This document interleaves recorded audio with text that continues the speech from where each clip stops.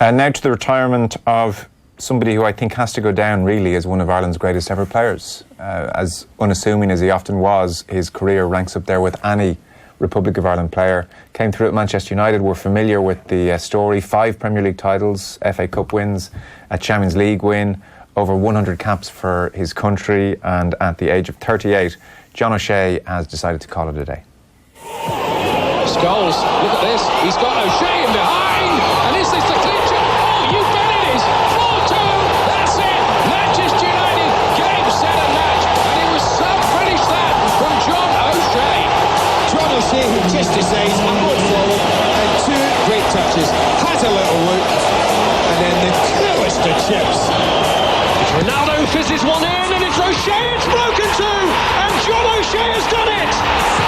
In stoppage time! Isn't that just the hallmark of champions? It hasn't been their best day. They've ridden their luck, but they've got the goal.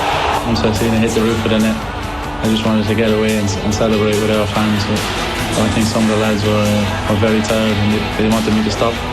We put a lot of men forward for the free kick and we got the reward. You need that better luck to win a championship. There's no question with that, and I think we've got it in the last 2 weeks. We didn't play particularly well, but John O'Shea come on and got a great goal at the end there for us. Houlihan to swing it. Over the top, Hendrick is there. Hendrick back in danger zone. It's there!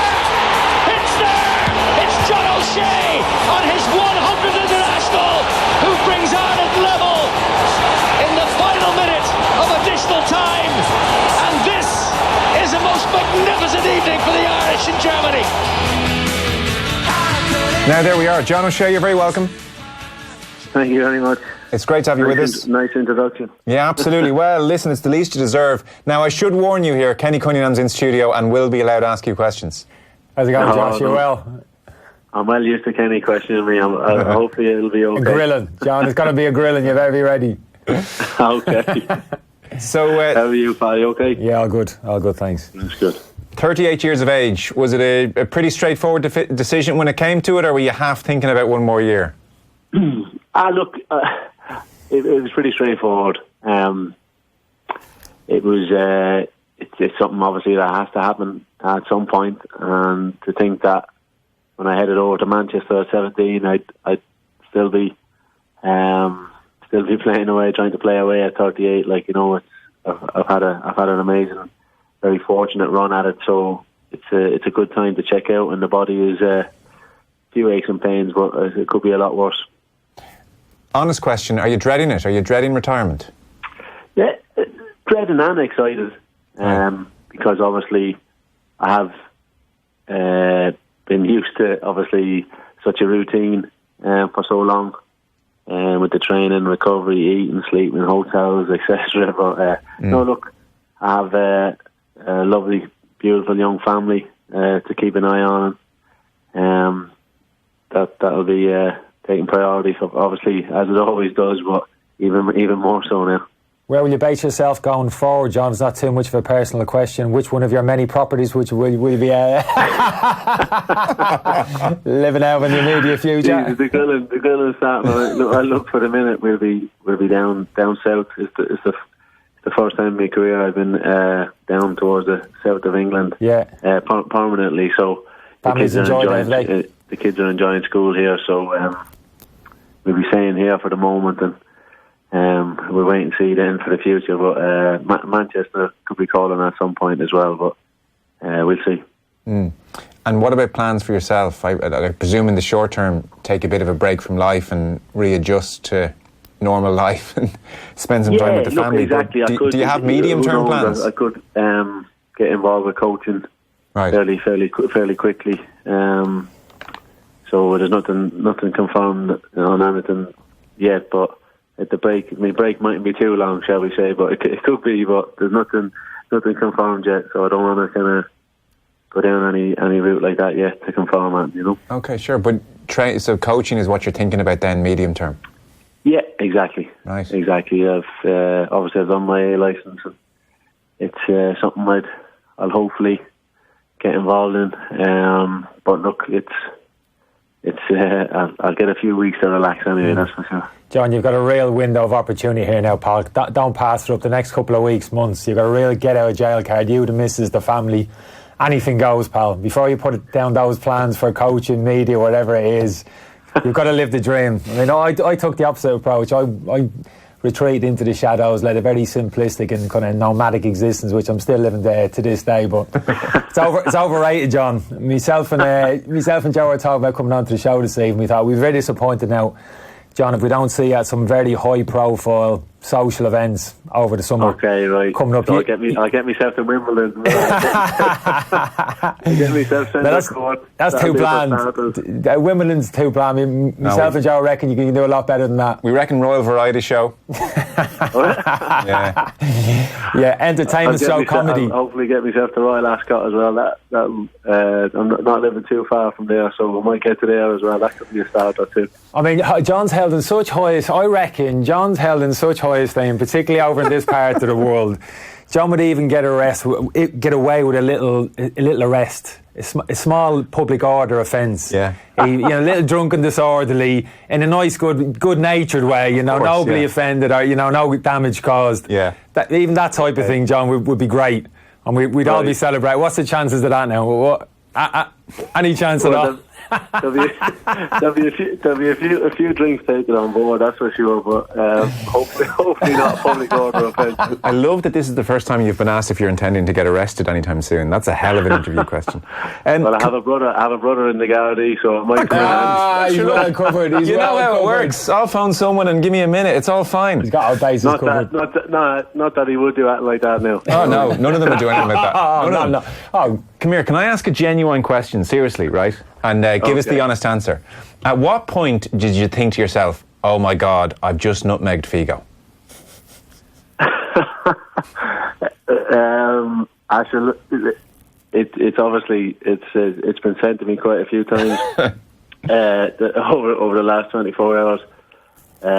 It was just that game itself. Look, not that I try at the odd time in training and different things like that, but it was just the way the opportunity presented itself, Well, he dove in a little bit.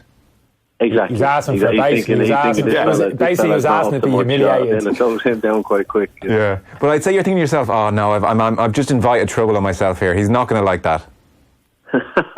Well, thankfully we did actually. I'm trying to remember. Yeah, we did win that game, or did we? Maybe we didn't, because I was thinking when Ronaldo got clapped off the pitch. Was that the Ronaldo night? Well, if it's that night, you didn't win that night, yeah. Exactly, yeah. So it was worth a try, as they say, and it came off, thankfully, and we kept possession of the ball, which is also nice, because sometimes you do these things and you lose the ball and it's not very clever. Yeah, it's weird. It was just this mad moment, young enough in your career, and I think everyone back here was like, oh, just what's he done there? Do you know a question I just mentioned to Kenny, which I was curious about? So you spent, broadly speaking, if you break it into kind of two big chunks, your first half at Manchester United winning things. And I appreciate that's pressurised in its own way, because Manchester United lose 2 games and it's a crisis, and there is an expectation that you win, and that brings its own pressure. Big games, you're on the treadmill, game after game after game. That as opposed to, fighting off relegation for Sunderland, maybe less media glare. I know Sunderland's a bit of a goldfish bowl when you're playing for them. Yeah. How did that compare? Was one clearly and way more enjoyable than the other, or did you manage to kind of enjoy both in a similar way, or is it not about actually the results? Is it about the people that you're playing with and training with? How give us a sense of that. Yeah, both were obviously, with the years that we were where we did manage to stay in the Premier League with Sunderland, some of those nights and games were amazing. The buzz you got from it, because it was obviously a different buzz to winning the league, and a different type of pressure, a less enjoyable pressure, because the pressure at the top of the table is obviously huge, but it's a more enjoyable one, right? Because you're obviously, it's intense, and the spotlight might be a bit more on it, but it's a real horrible pressure at the bottom, because obviously you see what happens to closure and different things. The consequences of certain things. It's a lot more difficult, that pressure, that's for sure. And I think that's something that'll hopefully. It was like as if the two contrasting times in the sense of, well, hopefully, well, it was like a fantasy world in the sense of where I was for saying the first team at United for nine seasons type of thing, and then to go to the reality of manager Steve Bruce signs me 3 months later, he gets the sack type of thing, and I'm like, what's happening here? Like, this is not obviously made some bad signings. Some really bad signings got him the sack. look, John, I suppose that's the difference at Sunderland, obviously just taking on what the point Joe made there, it would have been a different responsibility at Sunderland. You would have gone there as a very experienced player on a pedestal somewhat in the eyes of a lot of the players at Sunderland, the captain of the team, so much more added responsibility on your shoulders in that respect, and potentially what you experienced at Manchester United, bigger personalities there obviously. Yeah. Oh, without a doubt, and that's obviously why I kind of went to Sunderland as well, type of thing, in the sense of the club had just finished 10th in the Premier League. They'd done my homework a bit better, they jumped from 15th to 10th on the last day of the season, I think, by winning 4-1. No, but as you said, there was a lot more responsibility, and obviously rightly so, in the sense of the age I was and coming into the club like that, and that was something I was more than comfortable with. Enjoyed. Having played with international level as well with the players I had, and at club level at the time, like I'd had that experience. Kenny told me not to ask this question because he said it's Joe's been digging for dirt on you for the past 20 minutes, Josh. You know I'm never going to dish it.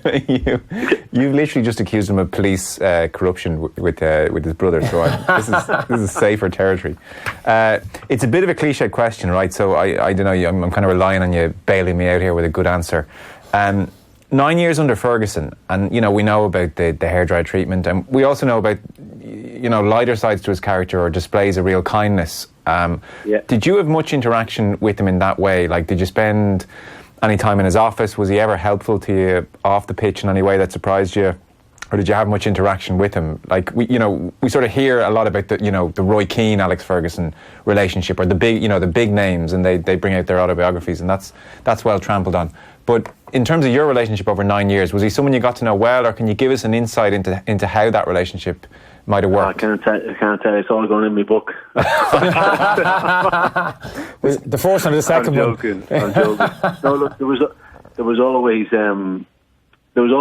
It's hard to pinpoint exactly just straight off the bat, but there would have always different moments whether it be personal things with the family or things like that, where always you saw that's what he was, such a man manager. The psychology side of things, get it out eventually. That side of things was incredible, and look, even he gave me a buzz on Monday evening when he heard I was going to be packing it up as well, just for a quick chat. So that side of things, he's still so sharp on things, and look, you can tell from the teams that he built, the players, that the personalities that he had and was able to deal with, and he was just a very important figure for me, especially. So if you needed to jet back to Ireland, or there was a family issue or a personal issue, or I need a day off, there was that relationship with him where that was no problem. That was no problem whatsoever. Any stuff like that was always family. Family was first. It was he always made you aware of that. John, do you mind me asking you, on the international scene, obviously we both shared some great memories together. You played in 2 major championship finals. And he wants to ask who's the best defender you played with here, so just get ready. Definitely going to ask that. But we're just talking, because Joe said, well, John never played in the World Cup 2002, and I couldn't remember when you first were around the squad. Joe mentioned the fact it was 0-1, it would have been the lead into the World Cup in 2002, so you would have been just on the periphery of things, just in that kind of build up when we actually qualified for the 2002 World Cup. So you must have been close to making that squad. Anybody in that squad, when the squad was announced, you thought, it's a bloody joke, he's in that squad ahead of me. present company excluded. No, look, and the first thing when I was in the squad, straight away after the World Cup, Mick had spoke to me straight away. He said, "Look, John, I went with the players that had got me there, and I totally understood that. So there was there was never going to be an issue like that. I think obviously if I had really broke through into the United team really properly, it was only kind of until the following season, 02-03, that I kind of really burst into the team properly. So I fully understood. Yeah, look, don't get me wrong. Who doesn't want to go to a World Cup? Whether I obviously maybe I wouldn't have played at all, but still to be involved, and I would have gladly have missed Saipan and then gone straight to the World Cup. But, look, it's one of them things. I didn't get to a World Cup, but I still had amazing times with Ireland, and getting the chance to get a lift home off of Kenny from a few nights out. Another one. Bloody hell! At the last count, about 18 in that car, like getting a lift home. Everybody claims to be in that rented car, John. Like on the way back from town, like the numbers getting bigger and bigger. A couple of times. Yeah, sorry, no problem. Sure. John wasn't too abusive in the back seat. I didn't mind Josh in the back seat. That car sounds like a death trap. Gary Kelly winding the seat back, and you can't even see the road. Throw me head covers out the window, and every little Cinquecento as well. It only cost me about €15, and it was a great little deal. Were you ever stopped by John's brother or no? He's never been around the Dublin area, so he didn't get a chance to. Yeah. John's a great picture. Swinging back to the international thing, just before you came on, celebrating the goal there, Jeremy. I know it's hard to pick on any individual moment. The major championships we've spoken about, there's a team photo with me, but this one here, and the night, the occasion, Germany, and just the manner of the goal, John. Playing centre half. The moment of the game that it was, the clock ticking down, wasn't even a set piece that lead up, John. Was you just drifted up in general play into that area of the pitch? It was almost like slow motion, watching it, find yourself in that area of the pitch, the cross coming back in, and obviously the finish was. Sorry, are you describing John O'Shea's goal, or do you want John O'Shea to describe it? Well, I am, but it was extraordinary. Sorry, no, he knows more about this goal than you, John. No, I'm not. No, that's putting John down, saying if I'd have scored, it would have been extraordinary, but not so extraordinary, because I spoke. You're saying you were shocked, is that what you're saying? Yeah, I'm not going to blow John's trumpet. I spoke before about John, how technically good he was, in different areas of the pitch he could operate. That probably best surmised it. But if there was difficult to pick out one moment, John, but from a footballing context and a game that really mattered, you know what I mean? This wasn't like Andorra away, 8-0 up. Exactly, Kenny. That was the big thing when I did a couple of interviews straight away after that game, was like realising, obviously, I've scored an equaliser against Germany in the last minute, but the context of where we were in the group at that stage and how important it was crucial for us. So I think there had been I don't know, it was a corner or free kick maybe a couple of minutes beforehand, and then I just thought, obviously, a couple of minutes left. Oh yeah, being the age I was, I thought hatching near the goal. That was your 100th cap as well. To do with that, mate. Yeah, no, it's pretty special. It's pretty special because it is a pity you didn't get to a World Cup. Does that it must be your regret? Obviously, everyone want to go and play at a World Cup. When you look at your international career, do you look back and say, I'm happy with that, or is there a sense of, could have beens? Is it a frustrating kind of thing? Look, no, not particularly, because to play, if you're telling me when I got the chance to play for Ireland under 15s with Vinnie Butler, and then I get to play for the senior team 118 times, if you had told me that when I was 15, 16, to get the chance to lead the team out at a major European Championships against Sweden, stuff like that. Don't get me wrong, I would have been amazing to get to a World Cup, and we were close a few times, obviously, playoff, etc. But no, look, it's something that wasn't to be. But I think I did okay. I think world's smallest violin. Got to interject here. I feel I have to claim a bit of credit for when John was first introduced into the squad, sharpened his game up pretty quickly. I mean, John came in at left back. He would have played a few games left back. Josh first came in, and I would have played kind of left-sided centre half. Now, when you played left back alongside me, you better be ready for getting some absolute bazookas into your feet or passes, because the ball was literally a hot potato when it came to my feet. I could not get rid of that ball quickly enough, and it was usually the left back who suffered, and he was getting balls drilled at him left, right, and centre. So Josh was so good. There was a few sights that I remember throughout, obviously, my Irish career, but watching Kenny stretch in the corridors of the hotel the day of the game, was like, oh, live long in the memory. Yeah, don't go into too much detail there. No, this has been brought up before. Don't make out this is something original John's thrown out there. Pull down Kenny's mic. Go on, John, you were saying. No, what are we talking here? More detail. Was he at least clothed? Any more meat on the bone here? Literally, you do not want any more meat on the bone. He was at least wearing clothes, I hope. What was he doing? It would have been a good advert for Sluggy. I was amazed Kenny never got any Sluggy adverts or that like that. But you're right, actually. I missed out on a few advertisements there. It's no big deal. I used to have to. I got to a certain age. John will know this. I just have to have a hot bath in the morning before training. We're not interviewing you here. Exactly. You've made it all about me bringing me into it. So I wouldn't go as far to apologise to lads. But the only place I could stretch, our rooms were small, John, weren't they? Apart from John's, John used to share with Roy for a while, and obviously had a big suite at the end of the corridor. But for the rest of us, we were in the pokey little room. I couldn't stretch up against the wall anywhere, so I literally had to take myself out into the corridor and stretch, on me back, stretch, let me legs, gravity take its course and stretch and get a bit of stretch into me groins, like, you know what I mean? So it wasn't the most pleasant sight for the players going down for breakfast. Oh dear. This is why Roy Keane. John had his delivered to the room. Him and Roy had theirs delivered to the room. Did you say? Is that right? You and Roy in the suite. Is that how it worked? Well, the two Man United boys. I don't want to be trying any confidences. Don't want to be trying any confidences. We were all in the same room. All in the. Oh, Shay's saying all in the same rooms. Yeah, just storing it. Oh dear. Look, I apologise for the worst interview of your life. It's almost over. Very enjoyable. So, what are you going to do? You're going to jet off on holiday now and get away from it, I presume? Yeah, I'm jetting off to the beautiful surroundings of the RSC on Monday evening for the under 17s. Okay. That's right. That's my first port of call. So Great. Looking forward to that. Obviously, doing some of the ambassador for the tournament.